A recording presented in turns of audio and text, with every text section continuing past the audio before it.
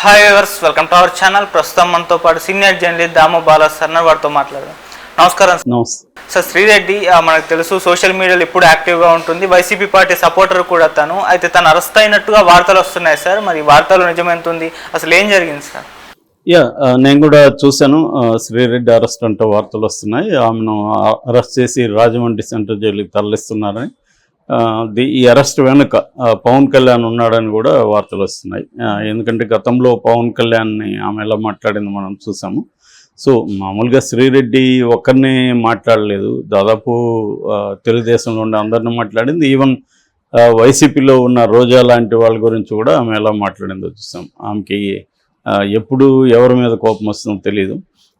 So రెగ్యులర్గా ఆమె మాట్లాడుతుంది. యాక్చువల్గా తన బలము బలహీనత అదే.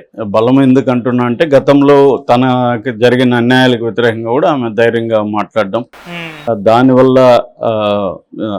సినిమా ఇండస్ట్రీలో ఉండే మీటూ ఉద్యమం, అంటే మీటూ సమస్యను ఎదుర్కొనేవాళ్ళు, కాస్టింగ్ కౌచ్ని ఎదుర్కొనేవాళ్ళు, వాళ్ళు కూడా ధైర్యం చేసి మాట్లాడడానికి ఈమె ఒక రకంగా ఆ విషయంలో పైనీర్ అని చెప్పుకోవచ్చు.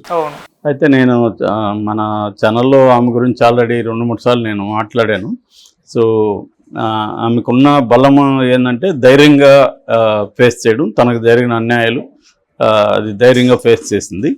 అయితే అక్కడితో ఆగకుండా తాను కొంతమందిని బ్లాక్మెయిల్ చేయడం, వాళ్ళ డబ్బులు అడిగిందని ఆమె మీద ఆరోపణలు ఉన్నాయి. అదొకటైతే. రెండోది ఏంటంటే తను ఎట్లాగైతే బాధితురాలో అలాగే సమాజంలో చాలామంది కూడా బాధితులు ఉంటారు. సో వాళ్ళని అంతా కూడా ఈమె తీవ్రంగా మాట్లాడడం, అంటే వాళ్ళకి సపోర్ట్గా నిలిచి ఇది చేయకుండా ఇలా మాట్లాడితేనే మనకి స్పేస్ ఉంటుంది ఈ సోషల్ మీడియాలో అన్నది, దాన్నే కంటిన్యూ చేసింది. ఒక స్టేజ్ వరకు అది ఓకే. ఆ స్టేజ్ దాటిన తర్వాత ఆమె ట్రాన్స్ఫర్ అయింటే యాక్చువల్గా ఆమె ఈ పార్టీకి ఏదో ఒక రాజకీయ పార్టీ కూడా ఆమెను ఆహ్వానించుండేది. కానీ ఎప్పుడైతే ఆమె అలా ఉండిందో ఏ రాజకీయ పార్టీ కూడా ఆమెని పిలవలేదు. సో దాంతో మేబీ ఫ్రస్ట్రేషన్ పీక్స్లోకి వెళ్ళి ఉండొచ్చు. తను తానే వైసీపీలో చేరి జగన్ అనేక సార్లు ఓపెన్గానే అడిగింది, రిక్వెస్ట్ చేసింది నేను వస్తాను అని. కానీ జగన్ కానీ ఆ పార్టీ నాయకులు ఎప్పుడూ ఆమెను ఓన్ చేసుకోలేదు. కానీ ఆమె సొంతంగా సెల్ఫ్ డిక్లేర్డ్ వైసీపీ నాయకురాల్లాగా ఆమె మాట్లాడడం అనేది చేశాను. దానివల్ల వైసీపీకి కూడా ఎక్కువ నష్టం జరిగింది. ఎందుకంటే ఇప్పుడు జనాలకి అందరికీ ఈమె వైసీపీలో ఉందా లేదో తెలియదు, కానీ వైసీపీ నుంచి మాట్లాడుతుంది. దాన్ని ఎవరు వైసీపీ వాళ్ళు ఖండించలేదు ఓపెన్గా. శ్రీరెడ్డికి మాకు సంబంధం లేదని వాళ్ళు ఎప్పుడు స్టేట్మెంట్లు ఇవ్వలేదు.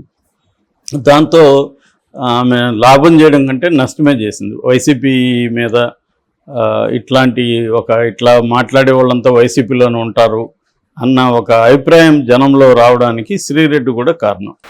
సో ఎందుకంటే ఎప్పుడైనా మనం వేరే వాళ్ళని ఎక్స్పోజ్ చేసేటప్పుడు మన భాష కానీ మన ఇది కానీ అలా లేకపోతే ఏమవుతుందంటే విషయం కన్విన్స్ అవ్వదు. విషయం కన్విన్స్ అవ్వకుండా నీ భాష మీద నువ్వు మాట్లాడే తీరు మీదనే అవుతుంది. దాని బదులు సబ్జెక్ట్ మాట్లాడి ఎక్స్పోజ్ చేస్తూ ఉంటే జనాలు కన్విన్స్ అయ్యేవాళ్ళు కనీసం ఎక్కువ మంది ఉంటారు. సో దీనివల్ల ఏమవుతుందంటే వాళ్ళు కూడా కన్విన్స్ అవ్వరు. ఒకవేళ నువ్వు మాట్లాడే విషయంలో నిజాయితీ ఉండొచ్చు, లేకపోతే దాంట్లో సబ్జెక్ట్ ఉండొచ్చు, కానీ నువ్వు మాట్లాడే పద్ధతి కూడా ఇంపార్టెంట్. సో అది మనం ఒక రకంగా నెగిటివ్ టీచర్ లాగా ఆమెని ఏమి నేర్చుకోకూడదు శ్రీరెడ్డిని చూసి నేర్చుకోవచ్చు. అయితే ఇప్పుడు ఈ 5 ఏళ్లలో ఆమె అనేక మంది ఇంక్లూడింగ్ హోమ్ మినిస్టర్ అనిత మీద కూడా ఆమె మాట్లాడింది. సో ఇప్పుడు ఆల్రెడీ వీళ్ళు డే 1 నుంచి, అంటే రిజల్ట్ 4వ తేదీ వస్తే 4వ తేదీ నైట్ నుంచే రివెంజ్ మోడ్లోకి వెళ్ళిపోయింది తెలుగుదేశం. సో అందువల్ల ఇప్పుడు వరుసగా అరెస్టులు చేసే అవకాశం ఉంది. ఆల్రెడీ తొలి వికెట్ వర రవీందర్ రెడ్డిని అరెస్ట్ చేశారు, ఒకప్పుడు భారతీయ పిఏ. తను చాలా వల్గరంగా మాట్లాడడం. ఆల్రెడీ అనిత కూడా ఓపెన్గా నిన్ను వదలనరా నా కొడుక అని ఇదే భాషలో ఆమె కూడా మాట్లాడింది. సో ఇప్పుడు ఏంటంటే ఇక్కడ ఇటు తెలుగుదేశం ఇటు వైసీపీ ఈ రెండిట్లో కూడా సేమ్ లాంగ్వేజ్ మాట్లాడేవాళ్ళు, బూతులు మాట్లాడుతూ చాలా వల్గర్గా చేస్తూ వల్గర్ కార్టూన్స్ పెడుతూ చేసేవాళ్ళు రెండు వైపులా ఉన్నారు. సో వైసీపీ అధికారం ఉన్నప్పుడేమో వీళ్ళ మీద కేసులు పెట్టింది, వీళ్ళ సోషల్ మీడియా వారియర్స్ మీద కేసులు పెట్టి చాలామందిని వేధించింది. ఇప్పుడు వీళ్ళు రివర్స్లో వైసీపీ వాళ్ళ మీద కేసులు పెట్టడం మొదలుపెట్టారు. ఆ క్రమంలో ఈరోజు అరెస్ట్ అయినా కాకపోయినా ఖచ్చితంగా అరెస్ట్ అయ్యే అవకాశాలు అయితే శ్రీరెడ్డికి ఉంది. ఎందుకంటే వీళ్ళు ఆల్రెడీ ఒక లిస్టు ప్రిపేర్ చేశారు. ఈవెన్ మెయిన్ స్ట్రీమ్ జర్నలిస్టుల లిస్టు కూడా ఒకటి వైరల్ అవుతుంది. వీళ్ళందరి సంగతి చూస్తాము అని, ఇన్క్లూడింగ్ నాగేశ్వర్ లాంటి ఒక సీనియర్ అండ్ రెప్యూటెడ్ జర్నలిస్టులు కూడా ఆ లిస్టులో ఉన్నారు. సో ఇదేంటంటే వైసీపీకి సపోర్ట్ చేసిన జర్నలిస్టులు కావచ్చు, మేధావులు కావచ్చు, లేకపోతే సోషల్ మీడియా యాక్టివిస్టులు కావచ్చు, వాళ్ళలో కొంతమందిని టార్గెట్ చేసి అరెస్టులు చేసి వేధించడం ద్వారా తెలుగుదేశానికి యాంటీగా మాట్లాడే పరిస్థితిని కట్ చేయాలి అనేది బేసిక్గా వాళ్ళకుండే గోల్. ఒకటేమో రివెంజ్, గతంలో మా మీద కేసులు పెట్టారు కాబట్టి ఇప్పుడు రివర్స్లో మీ మీద పెడతాం, దట్ ఈజ్ రివెంజ్ స్టోరీ. రెండోది ఏమంటే ఫ్యూచర్లో మనకి యాంటీగా మాట్లాడాలంటే భయపడాలి ఎవడైనా అనేది వాళ్ళకున్నది. ఇదే పని వైసీపీ కూడా గతంలో చేసింది. వైసీపీ కూడా చాలామంది అనాలిస్టుల మీద కూడా కేసు పెట్టింది. యూట్యూబ్లో అనాలిసిస్ చేసేవాళ్ళు లేదా మెయిన్ స్ట్రీమ్ ఛానల్లో అనాలిసిస్ చేసే తెలుగుదేశాన్ని సపోర్ట్ చేసే వాళ్ళ మీద కూడా కేసులు పెట్టింది. సో ఇది జాతీయంగా కూడా చూసుకున్నప్పుడు నేషనల్ వైజ్ కూడా ఇదే ట్రెండ్ నడుస్తుంది మనకి. సో కొన్ని వెబ్సైట్లను ఇబ్బంది పెట్టింది. చివరికి బీబీసీ లాంటి ఒక ఇంటర్నేషనల్ అక్లైమ్డ్ ఛానల్స్ మీద కూడా దాడులు చేయడం, ఇన్కమ్ ట్యాక్స్ చేయడం, అట్లాగే ఇంటర్నేషనల్ జర్నలిస్టులను కూడా కొంతమందిని ఈ దేశం నుంచి తరిమేయడం, ఇలాంటిది బీజేపీ కూడా చేసింది. సో అదే పని ఇప్పుడు ఇక్కడ మన ఆంధ్రప్రదేశ్లో కూడా చేస్తుంది. ఇక్కడ కూడా రేవంత్ రెడ్డి ఆ మధ్య జర్నలిస్టులకు వార్నింగ్ ఇచ్చాడు.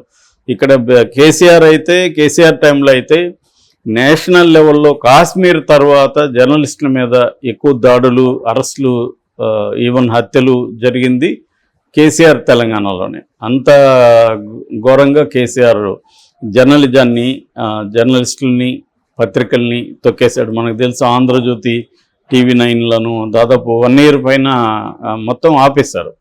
దాంతో వాళ్ళు తీవ్రమైన పోరాటం చేయాల్సి వచ్చింది. అంటే ఇదేంటంటే మనకి ఎవరు కూడా వ్యతిరేకంగా ఉండకూడదు, వ్యతిరేకమైన వాయిస్ ఉండకూడదు అనే ఒక ధోరణి ఇది దేశవ్యాప్తంగా ఉంది. యాక్చువల్గా ఇంకా చెప్పాలంటే ఇంటర్నేషనల్ వ్యాప్తంగా కూడా ఇవాళ ప్రెస్ మీడియా మీద ఉంది. సో ఈ మధ్యనే ఒక ఇంటర్నేషనల్ సంస్థ అనౌన్స్ చేసింది, 153, 154 ప్లేస్లో ఇండియా ఉంది, ఫ్రీడమ్ ఆఫ్ ద ప్రెస్ అన్నమాట. సో అంటే అంతగా కిందికి వెళ్ళిపోయింది. అది ఈ 10 ఏళ్లలో ఇంకా దిగజారింది. అంతకుముందు కాంగ్రెస్ ప్రభుత్వంలో 140 అంత ఉంటే దాదాపు 10-15 ర్యాంకులు కిందికి వెళ్ళిపోయింది, అంత అంటే వరస్ట్ ర్యాంకుల్లో. సో ఈ క్రమంలో ఇప్పుడు మనం ఆంధ్రప్రదేశ్లో కూడా అనేక మందిని అరెస్ట్ చేసే అవకాశం ఉంది. ఆల్రెడీ ఇక్కడ కూడా గతంలో తీన్మార్ మల్లన్ లాంటి వాళ్ళని జైలుకి పెట్టారు. సో ఇప్పుడు ఇక్కడ కూడా రేవంత్ రెడ్డి అదే పనిలో ఉన్నాడు, అక్కడ తెలుగుదేశం కూడా అదే పనిలో ఉంది.